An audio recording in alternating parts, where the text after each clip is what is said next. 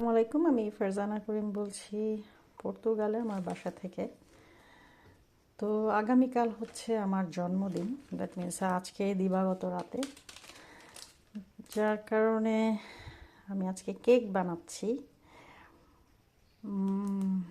তো কেকের জন্য ফার্স্টে নিয়ে নিলাম হচ্ছে ফার্মি প্যান, দ্যাট মিনস হচ্ছে ইস্ট। পর্তুগিজ ভাষায় এটাকে ফার্মি প্যান বলে। ইস্ট দিয়ে দিলাম হচ্ছে 2 প্যাকেট। এটাতে 11 গ্রাম করে আছে, তাহলে আমার 22 গ্রাম ইস্ট দিয়ে দিলাম।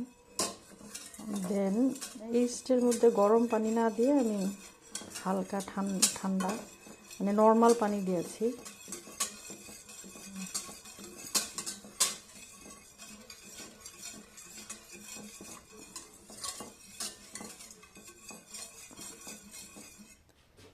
পানি দিয়ে এভাবে নাড়াচাড়া করে টাওয়েল দিয়ে ঢেকে রাখবো, যাতে ইস্টটা ভালো মতো ফার্মেন্টেশন হয় এবং ফুলে। এরপর দিব হচ্ছে ময়দা এবং অন্যান্য ইনগ্রেডিয়েন্টস। এখন আপাতত ইস্টটা ফুলুক, ততক্ষণ পর্যন্ত আমি ওয়েট করব, মিনিমাম 50 মিনিটস টু 1 আওয়ার। ফুলে উঠেছে, এখন আমি দিয়ে দিলাম চিনি। আর চিনিগুলো মোটামুটি ভালোভাবে মিশে গেছে। এখন দিয়ে দিব বাটার।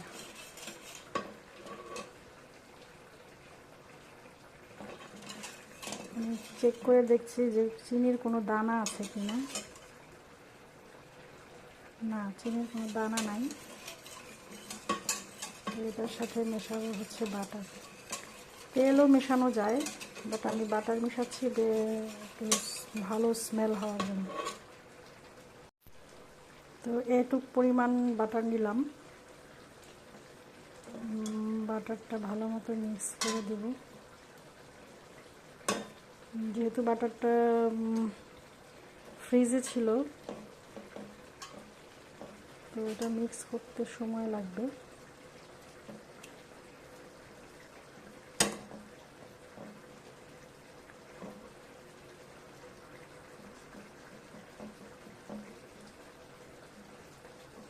ঘুরিয়ে ঘুরিয়ে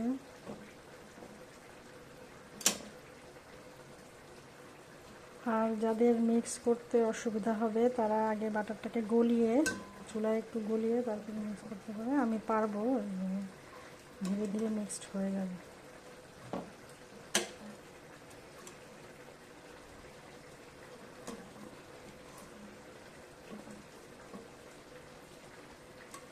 ভিডিওটা অফ করে আগে মিক্স করে নেই, তারপরে নেক্সট দেখাচ্ছি স্টেপ। হচ্ছে বাটার মিক্স করেছি। বাটার যেহেতু ফ্রিজে ছিল, তো হাত দিয়ে মিক্স করা যাবে না, মিক্সচার দিয়ে মিক্স করে নিচ্ছি।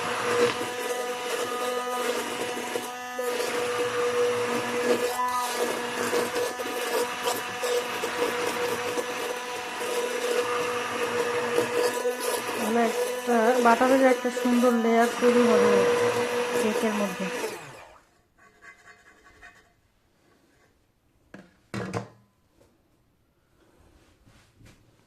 এবার দিব ডিম। হচ্ছে ডিম দিয়েছি, আমি ইউজ করেছি 4টা ডিম।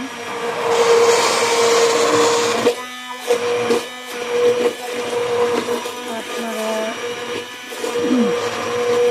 আরও বেশি ডিম ইউজ করতে পারেন, যেহেতু আমি ডিম বেশি একটা পছন্দ করি না। 4টা ডিম দিয়েছি, আপনারা 6টা ডিম দিতে পারেন।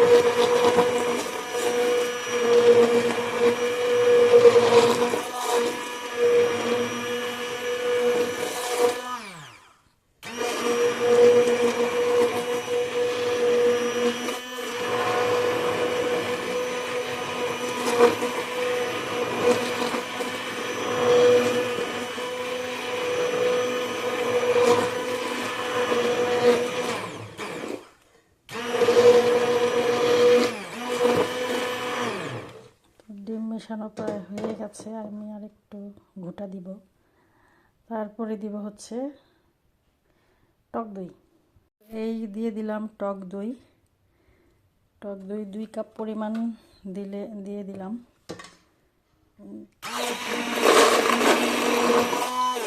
যারা যারা ডিম কম ব্যবহার করবেন টক দইটা ব্যবহার করতে পারেন।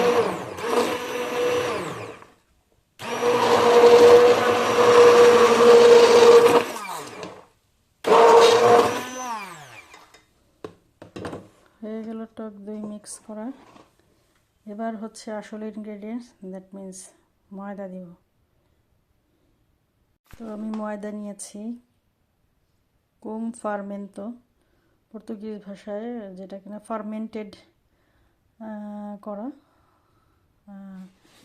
এটাতে আগে থেকেই হচ্ছে কুম মানে হচ্ছে সাথে, তো আগে থেকেই কিছুটা ইস্ট পাউডার ইউজ করা থাকে এটাতে। আমি ইস্ট পাউডার ইউজ করেছি যাতে আরও ফ্লাপি হয়। তো প্রথমে অল্প অল্প করে দিয়ে আগে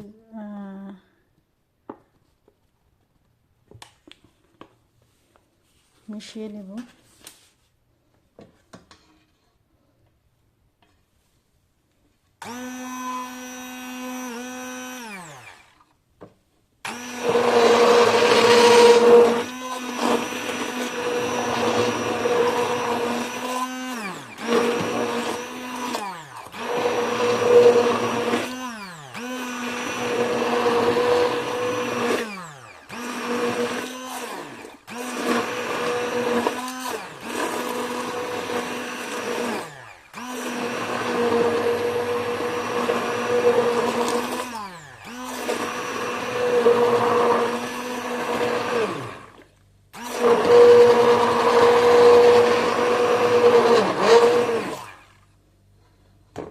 একদম মিশে গেছে যতটুকু আমি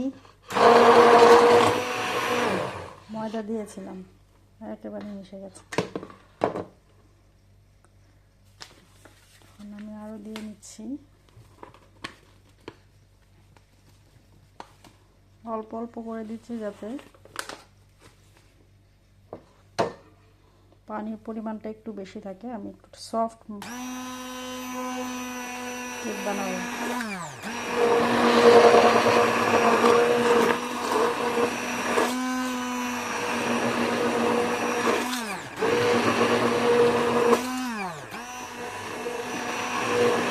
পানি কম হলে কেক শক্ত হবে।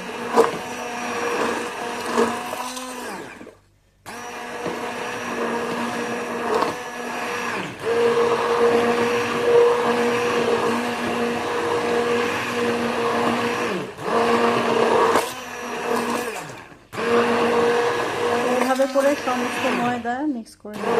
1 কেজি ময়দা নিয়েছি।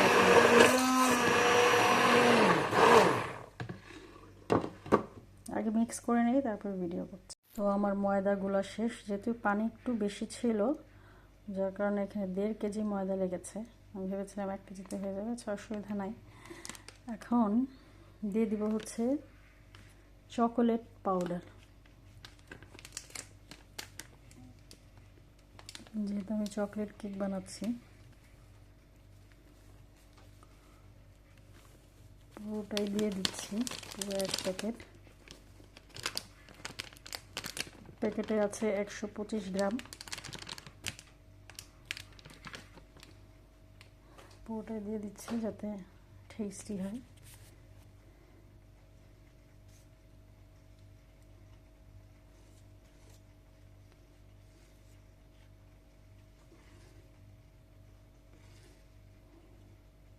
বাটার দেওয়াতে ক্রিমি হয়েছে।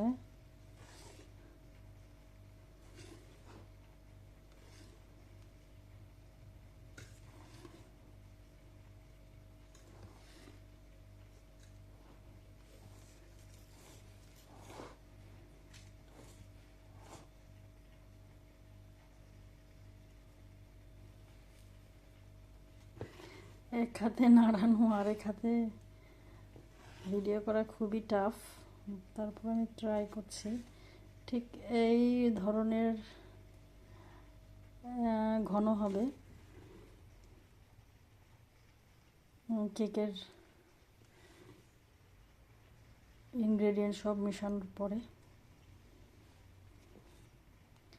তো আমি চকোলেটটা পুরোটা ভালোভাবে মিশিয়ে ঢেকে রাখবো যাতে একটু ফ্লাপি হয়ে ফুলে ওঠে। দেন বেক করব। বেক করতে হবে 180 ডিগ্রি সেলসিয়াসে। মনে হয় 20 মিনিটসের মতো লাগবে, কারণ আমি নরম রাখবো, বেশি শক্ত করব না। তো এটা নাড়িয়ে ভালোভাবে মিক্স করে চকলেটটা তারপরে ভিডিও করছি। বেকিং প্যান একটা নিলাম, নিয়ে হচ্ছে চকলেট কেকের যে ইনগ্রেডিয়েন্টসগুলো আছে এটা দিয়ে দিব কাগজের উপরে, আদারওয়াইজ এটা লেগে যাবে নিচে। আর অলিভ অয়েল দিয়েছি, কারো ইচ্ছে করে বাটার দিতে পারেন। আমি যেহেতু চকলেট কেকের ভিতরে বাটার দিয়েছি সেই জন্য এখানে অলিভ অয়েল দিয়ে পুরোটা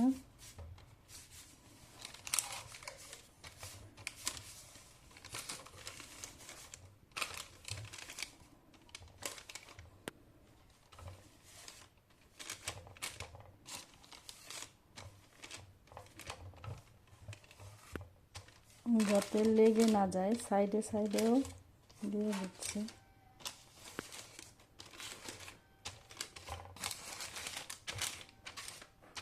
অলিভ অয়েল যাতে লেগে না যায়।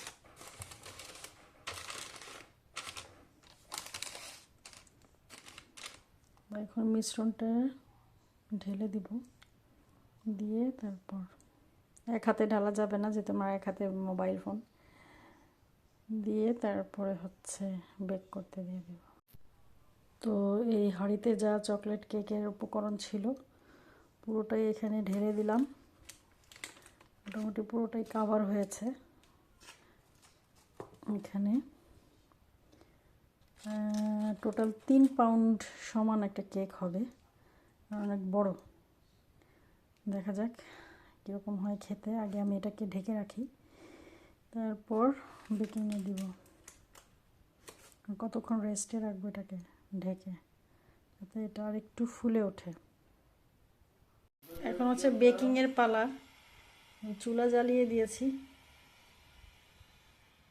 এটা 5 মিনিট থেকে 10 মিনিট হিট করব। তারপর হচ্ছে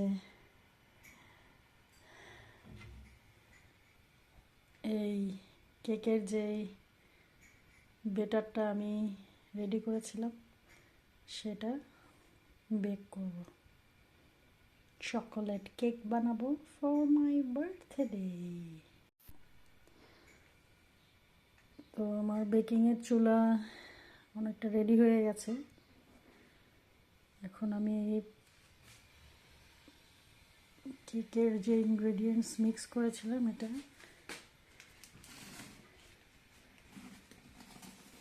চুলায় দিয়ে দিব।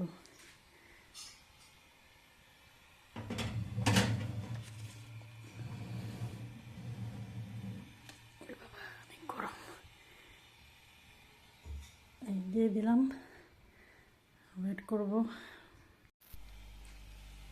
তো আমার চকলেট কেকটা তৈরি হয়ে গেছে। আমি একটু মাঝখান দিয়ে ছুরি দিয়ে কেটে দেখেছি ভিতরে লিকুইড আছে কিনা। এই হচ্ছে আমার চকলেট কেক। এখন আমি গ্যাসের চুলাটা অফ করে দিয়ে আবার কতক্ষণ ঢেকে রাখবো, ভেতরেই থাকবে তাপের ভিতরে, যাতে এটা প্রায় ডাবল সাইজ হয়ে গেছে যতটুকু ইনগ্রেডিয়েন্টস দিয়েছিলাম।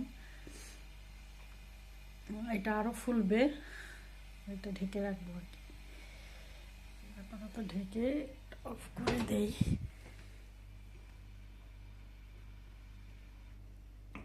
আমার কেক অলমোস্ট হয়ে গেছে।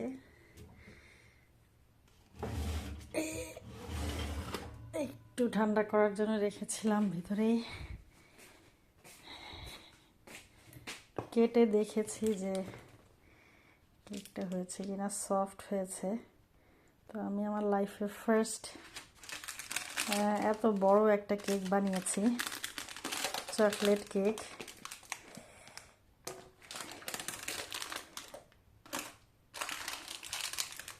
আর 6 ঘন্টা পরেই হচ্ছে আমার জন্মদিন।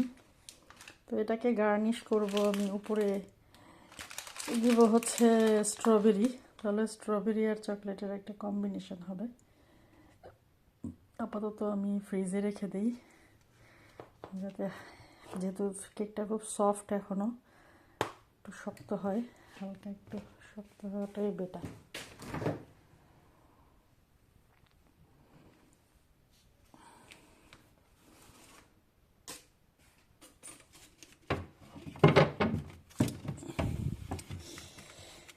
ইস রে, কুমড়ার জন্য ফ্রিজে রাখতে পারবো না।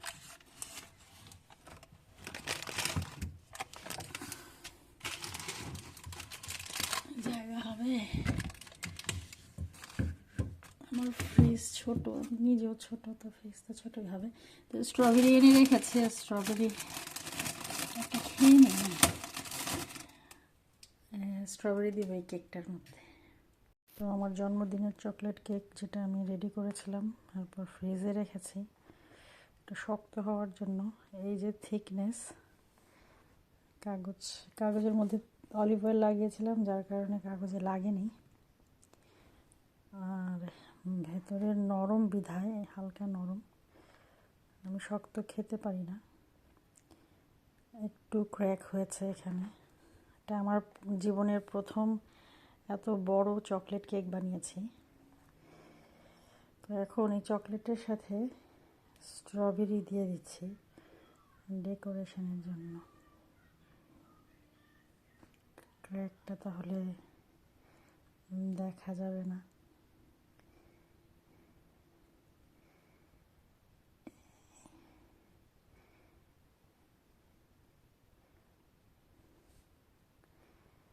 স্ট্রবেরি আমি 500 গ্রাম কিনেছিলাম ডেকোরেশন করার জন্য, তার মধ্যে ম্যাক্সিমাম আমি খেয়ে ফেলেছি। এখন যা আছে সেটাই, কারণ এই স্ট্রবেরিগুলো এত মিষ্টি, যা আছে সেগুলোই দিয়ে দিই, কী করবো।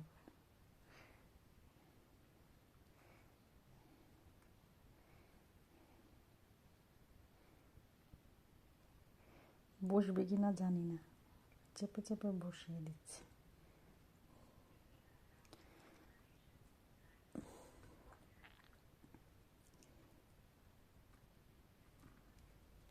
আচ্ছা, চেপে চেপে বসালে এটা ভালোই বসে।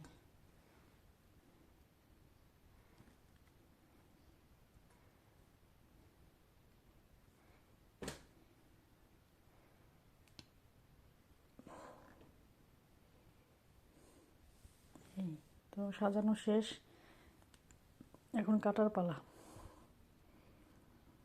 এই হচ্ছে আমার চকলেট কেক বানানোর অভিজ্ঞতা। এতটা পুরো চকলেট কেক, এর আগে আমি চকলেট কেক বানিয়েছি খুব ছোট পরিসরে, বাট এইটা আমার জীবনের প্রথম বানানো চকলেট কেক।